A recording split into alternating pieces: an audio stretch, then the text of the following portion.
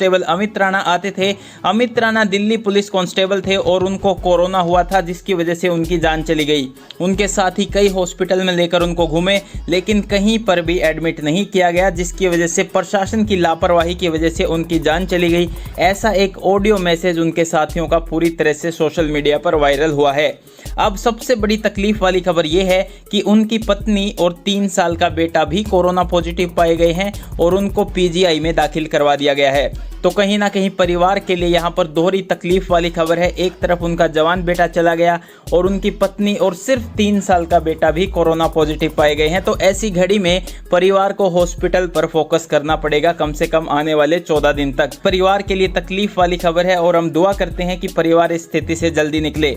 इसके साथ ही सोनीपत के रूरल एरिया में 27 कंटेनमेंट जोन बना दिए गए हैं, जिसमें थर्मल स्कैनिंग की 550 टीमें घूम रही हैं और टेम्परेचर देख रही हैं। जो भी संदिग्ध दिखता है उसको टेस्टिंग के लिए भेज दिया जाता है। इस प्रकार से सैंपलिंग सोनीपत के अंदर बढ़ा दी गई है। 896 लोगों की रिपोर्ट आनी अभी बाकी है। सोनीपत के अंदर 88 केस हो गए हैं, जिसमें पीछे 2 गन्नौर के अंदर भी मिले थे। इसके साथ संख्या बढ़कर 88 हो गई है, जिसमें से 79 फिलहाल एक्टिव हैं।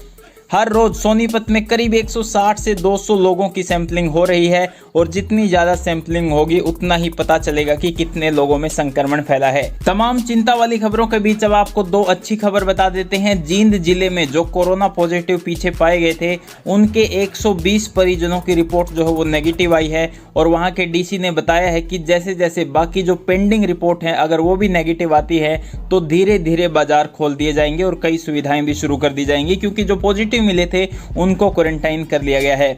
ऐसे ही फतेहाबाद में एक छात्रा जो है वो आई थी, उनके पिता और उनके घर वाले जो है वो नेगेटिव मिले हैं और कुल मिलाकर फतेहाबाद के अंदर संपर्क में आए हुए 108 लोगों की रिपोर्ट नेगेटिव आई है, जो कि थोड़ी राहत भरी खबर है। इस प्रकार से हरियाणा में जो भी गतिविधि हो रही है कोरोना पर, उसकी अपडेट सबसे पहले हम आपको देते रहेंगे।